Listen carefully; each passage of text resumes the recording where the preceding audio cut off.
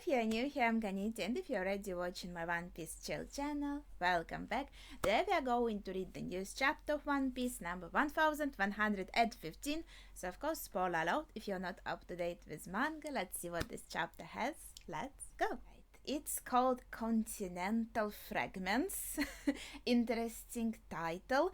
And we have Onichild Yamada and the Holy Inari Shrine Pilgrimage Volume 5 getting a bento from Hiyori and Otoka. Oh my gosh, it's so cute. Whoa, this bento looks huge. Well, it's for Yamada, so it has to be huge. Huge. Oh my God. I'm sorry, this is a very adorable cover page. I love it. I love all the details with the, how to say it, like different stuff on the shelves here, and you can see very tasty food and huge, that's onigiris, right? I think they're kind of like very round. Let's move on to maybe more serious stuff now. Oh wait, we actually go to the flower capital of Wano. The news shakes Wano too. It's hard to believe this foreign transmission is reaching us, or, of course, now you may be wondering how he came to be known as a pirate. The transmission continues. We found the snail in the castle among Orochi's possessions. Okay, that was lucky. Oh, he's eating. It looks very tasty. It's like rice balls on a stick. It looks very nice. So you're a pirate, Joy Boy, just like Luffy. You know of him, my lord? So Mom and Kinemon here talking. Oh, interesting. This snail looks really cute. Oh, and this is this that big, remember how I called it, like big pond snail also standing in the background chilling? A jail cell at the G4 Naval base. Joy Boy, who cares? I bet you could easily beat him, right, Captain Kid? What's this, his face? Duh, the man's already dead. That's our captain. The only thing bigger than his confidence is his belly. Yeah, I'm clearly Wait, is this... I was like confused for a second. Like we had imposters for Straw Hats, and these are imposters for the Kid Pirates? Wait, did we see them before? I kind of think no, right? The Malo Black. If we did see them and I forgot, then drop like the name, the number of the chapter, because I don't remember that at all. Bigger than his confidence is his belly. Yeah, I'm clearly a million times tougher than this Joy Toy. Oh, Joy Toy. Nice wordplay. It's Joy Boy, boss. Okay, transmission continues. Do bear in mind, I only have access to a handful of poneglyphs, but their combined narrative clearly chronicles an unbelievable history about a great war in the distant past. And everyone is like, oh! During that period, Joy Boy faced an enemy, the organization now known as the World Government. Okay, this is kind of expected, right? This is something that we all expected. Wait, isn't that us? Well, he did say he was a pirate. Marines are discussing the news. Okay, this is getting more and more exciting. Vegapunk, Garaseya, and Gary. Back then, they were merely their light powers, a temporary coalition consisting of 20 separate kingdoms. It can be assumed that an alliance was the only feasible way to oppose the formidable faction to which Joy Boy belonged. And we see a little like silhouettes here. Joy Boy, obviously, and well, there are 3 people in crowns here showing this opposition between Joy Boy, but it wasn't just Joy Boy, it like the faction, and it was formidable, right? I'm afraid that the cause of this conflict still eludes me, so I do not presume to judge the morality of the combatants. I can, however, say that this war was a clash of 2 opposing ideologies. I mentioned earlier that Joy Boy was born into a fantastical civilization. Okay, and Zunisha here is thinking. So, New World, just thinking. One so advanced that it is hard to believe it existed over 900 years ago. And everyone on Zoe is listening. The weapons that existed during this century-long struggle are far beyond our modern science, even like far beyond anything that like Vegapunk has right now, I assume. And we see everyone here, Carrot, I think, saying, "That's amazing." Oh. Fair. What's that peanut? Oh my gosh, what was his name? Foxy or something? Oh, from my least favorite arc, I think. Oh, what's that peanut-headed fool saying? "Oh, boss, you're making me hungry. He's so big-headed." They're just chilling there. Good for them, you know. Such technology is baffling even to a genius such as myself, and therein lies our problem in technology, in particular. Now we see Labostratum again. We saw Mars here destroying everything, all of the snails, and wait, before that, right here we have Luffy with the giants. Okay, just checking where the Gorosei are. Now we go to CP. Stacy with it's me. Edison? Lower the barrier and hightail it out of there. But I can't. What if something were to happen to the Straw Hat crew? Yeah, as we remember, she was kinda going to sacrifice herself, so Edison wants it to be him, like, instead of her. I'm gonna be straight with you, there ain't no point in the barrier no more. We can see Edison here in this frame, and he is, like, breathing heavily. Not when there are monsters on the island who can ignore it, I guess, meaning the Gorosei, obviously. And we see, I think they're just like this is Saturn, just those snails flying around him, so they are just still like looking for that main snail that's destroying all the snails. What about the Eternal Flame? Okay, we've done all we can for them.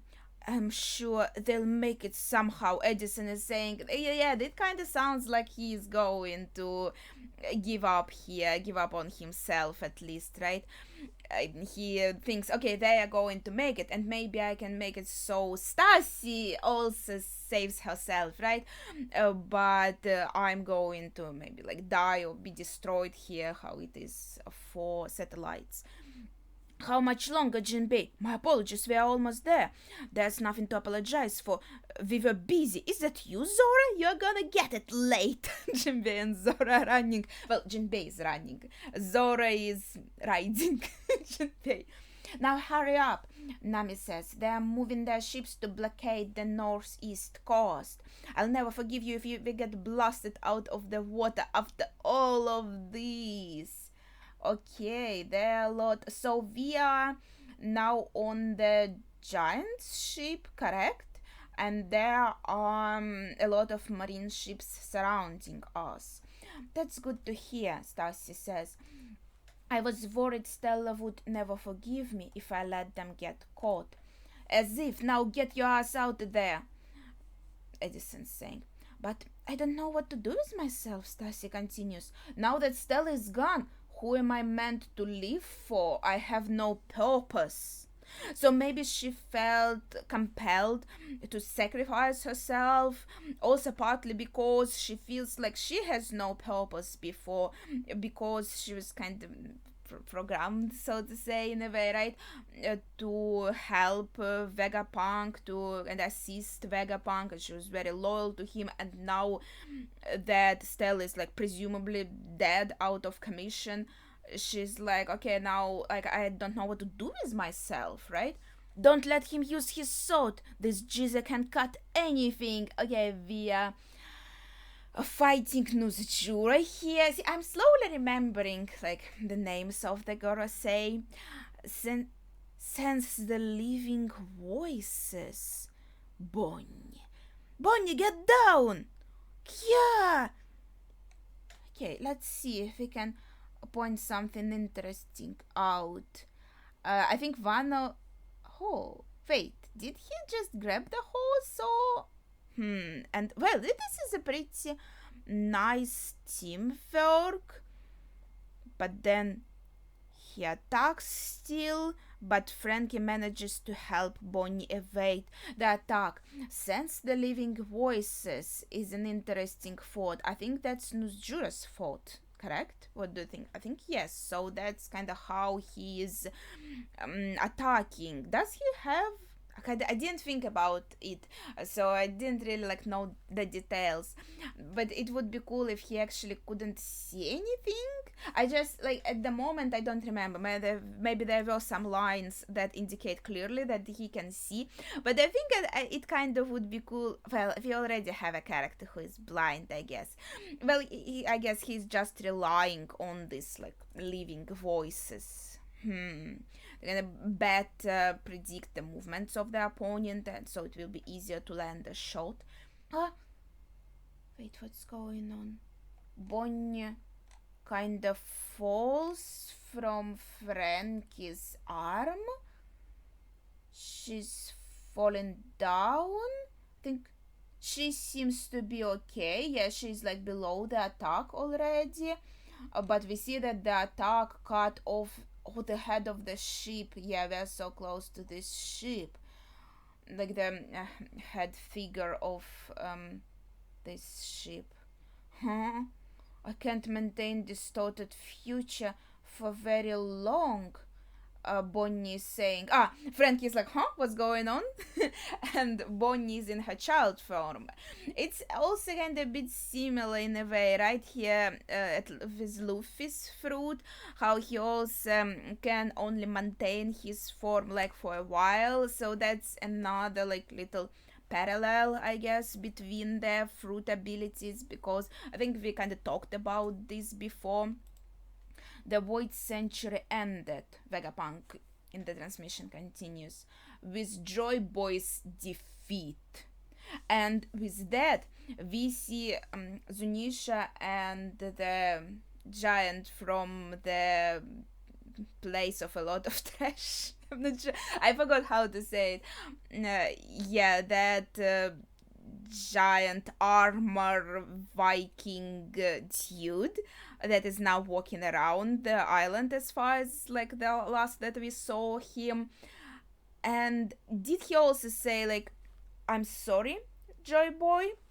And I think this implies that these also giant characters, they were allies obviously of Joy Boy, and they are sorry that they couldn't like help enough for him to win, for their faction to win, because the Void Century ends with his defeat. And then I guess there was like one of the great cleansings, and this history was erased, so no one will remember about like Joy Boy and stuff, and world government wouldn't have any problems like ruling the world. And it's interesting that before we were told it's like was a difference of opposing ideologies. So I feel like this has to be something huge as to how the world should be. So basically going for the easiest target of all, we could say, okay, so maybe it's about order and chaos. The world government was for order and Joy Boy was for chaos, and it's a situation where in theory you can't really say which is good and which is bad. It's more of a gray area, right? There are good and bad points in chaos and in order, depending on how you actually like execute them, right? Bring these ideologies to life. Because if any kind of ideology becomes too much of an exaggeration of itself, then it becomes a huge problem. Like for example, maybe let's say communism, maybe if like by itself could have nice ideas, but then we see how the countries that kind of adopted this ideology, they elaborated to a point that it became very toxic to people living in this country. I'm not very good, to be honest, with like politics and everything, so that's just like my opinion, that if you take any kind of ideology, it can be turned up to 11 and become a very toxic thing. So in this case, I feel like this parallel works because what Luffy stands for now is like more like chaos, right? And what world government stands for now is order. So we are kind of fighting between chaos and order. But in case of Blackbeard, for example, he wants a complete, more like dark chaos, you could say, like chaotic bad, whereas with Luffy we have chaotic good. So they are both opposing the world government in a sense that they both are on the side of ideology of chaos, but this is like different kind of chaos. And I would say I myself, as a kind of previous punk, with like the ideas of anarchy, obviously, so the chaos kind of sinks to my heart a little bit more, and obviously I relate a lot to the ideas of One Piece that I feel like have been shown throughout, like Luffy's maybe dreams and ideas. Like he just wants to be free, and we want the all blue, we want the freedom, and freedom and chaos kind of go hand in hand, whereas order leads more to a dystopian future where the people are being controlled, because if you want a complete order you will have to control people, and there will be like less free will, less freedom, obviously. So yeah, this became a huge rant, I'm sorry, but yeah, no, I just kind of wanted to talk about it. So also share your thoughts on this in the comments. Let's continue with the chapter. How much do you intend to say, Vegapunk? Huh? He's leaving, so that's Nuzjura. He had enough. He's like, holy shit, these guys are useless. Like the other Goro said, well, he didn't say that. He's like, we need to stop Vegapunk. He's going to say something else. He's going to say more. It's like they are not at the tipping point yet. There's some bigger truth. Okay, we got a double page. There are too many life forms up here. Yeah, so Nuzjuro kind of definitely perceives the world around him in terms of these life forms, which is interesting. But the aftermath had ground the consequences. The wake of that ancient conflict scarred the world, and those scars never healed. This is a very pretty page. What is he's like? Is he cutting the clouds? Am I understanding this correctly? He's kind of cutting the whole, like this is all considered kind of Lago Stratum, right? This main building on Egghead. I think he's cutting it in half. It looks pretty badass. Yeah, and these guys that were, I think, like they were being held captive. Remember these ones? They're like, what the? And whoa. Yeah, everyone is like shocked what is going on. Now they're all falling down because of it being cut, and we got another double page. Okay, the transmission. I'm so curious. We all know travel between islands can be excruciatingly difficult. The seas one must traverse are so vast and perilous, most people are content to live and die at their place of birth, never experiencing any culture other than their own. That is really scary. That's one of the things that kind of also scares me about living in a place that separated from the other places, that you are in this vacuum. You can't really experience the world outside, get to know the world outside. And he is making a valid point, right? With all these islands, it's different. Is he going to say it was like big continents before it got kind of separated in the islands? Because I feel like, yeah, the islands, yes, but we are also talking about like destruction of Red Line, right? That will create the all blue, so it will be like easier access from island to island. Isn't that a bit obvious? People are saying, yeah, haha, everyone knows the seas are dangerous. Meanwhile, the broadcast continues. That is common knowledge to us now, but it wasn't like that 1,000 years ago. The Zora Sensei here, still teaching kids. Okay, still teaching kids. A cataclysmic ecological disaster. Cataclysmic ecological disaster occurred during the Void Century. Okay, and the ancient world was swallowed by the ocean. Wait, is he saying that it's kind of going to be repeated? Because we said like we are going to be basically swallowed by the ocean soon, and I kind of related to that great flood from like the Bible stories, right? And here he's saying like it already happened, and now the history is just like repeats itself, right? And the ancient world was swallowed by the ocean. There's a beautiful panel here, really pretty, with like the sea creatures. Oh my gosh, underwater worlds, they are always just gorgeous. We are now living atop of the remnants, continental fragments of the land masses that once were basically, as I said, like they were like big continents, but then they kind of broke up into the islands. I guess maybe because everything sunk in, maybe some islands came up, maybe some of the like, higher points stayed and became islands. Let's see, does he say anything more? Revolutionaries, aside from Dragon, are like, huh? Say what? The world of a millennia ago sleeps unseen at the bottom of the ocean. Dang, it sounds like exciting. Oof, it makes me feel like, oh, if it was a game, I would love to like explore this world, swim around, click on everything, like, what's that? Look at everything. That would be so cool. I know it's hard to believe on my word alone, but there really were multiple vast continents back then. This is insane. Hey, Nojiko, where do you think you're going? The whole world is at stake. Fill me in later. I've got to check on the Tangerine Orchard. Nojiko, girl, this is interesting. Why are you leaving, really? Are you really going to just check on the orchard? I would like to listen to that, girl. This change, is there anything?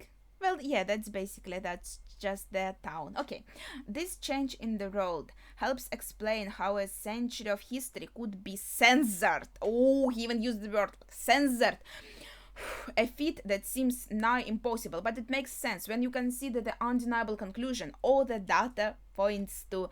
Within a mere century, the average sea level rose by a staggering 200 meters. What, are you kidding? 200! Everyone is like, what the?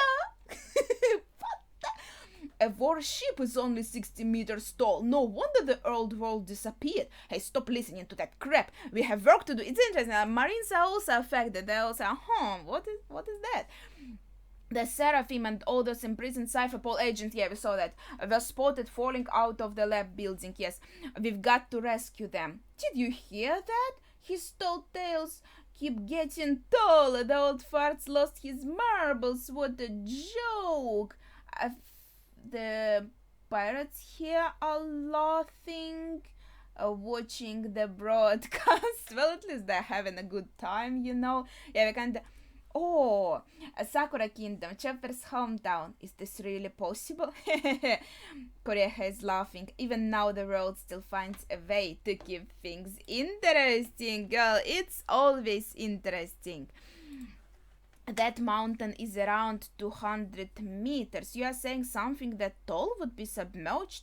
That's awful. How many people died? Wait, is this a Miss... What was her name? Is this Miss Golden Week, but with an apple instead? Or is this another character? Because I kind of thought about her immediately, but she had a different hat. But then we had some kind of cover story with her, remember? I think she kind of changed her look in this cover story. Yeah, I think that's her. She's just listening, eating a cookie, I guess, just chilling. Okay, moving on. That begs the question, how and why did such a flood occur? Naturally, your first inclination might be to assume it was some kind of natural disaster. However, I can say for certain that it was no such thing. It was a man-made calamity. Yes, great cleansing. I bet, great cleansing. Well, maybe he isn't going to kind of call it that way, right? You can't be serious. I like how Vivi covers like Morgan's, how it's called, beak. If this catastrophe was brought about by natural means, Vegapunk in the broadcast continues, there would be records denoting early warning signs several centuries later. It was a severe world-altering event after all, but all my research into meteorology, geology, ecology, and atmospheric science confirmed that there was no such natural build-up. It is impossible for such a drastic change to happen spontaneously within the span of a mere 100 years, meaning the cause lies elsewhere. My suspicions were confirmed a few days ago when I analyzed world's current sea levels. Right, because of the recent nukes, they went up. That's what I assumed before, right? Let's see what he says now. This will be hard to accept. Oh, and Garcia, like, fuck, we didn't manage to stop him. He's going to say this. He's going to call us out, I assume. But that disaster 800 years ago was caused by ancient weapons technology. Oh, yeah, we were told like ancient weapons are pretty strong, so they are now, government is in possession of one of the ancient weapons, and that is what they used to nuke Lucia, right? Capable of sinking the world. And that very same firepower evidently still exists, just waiting to be used again. In other words, that great war which ravaged the world during the world century is still ongoing. The genius sheds light on a forgotten history, and we see Imo in their garden with flowers and butterfly eyes wide open, 3 dots in the text bubble. I'm just like describing what I see on the picture. Yeah, and I feel like this is just like shown to us to say, hey, this is like the main opponent of Joy Boy. If we see this like as opposing factions, right? There would be Joy Boy on one side and Emu on the other side, correct? So that was a very informative chapter. I feel like there's a lot to talk about. So what are your opinions on this? Do you like agree with some of my points, or you would like to point out maybe something that's different? Maybe you have some different opinions, explanations, or maybe some interesting theories. Please share them in the comments down below, as well as your favorite moment as usual. So thank you for watching and see ya.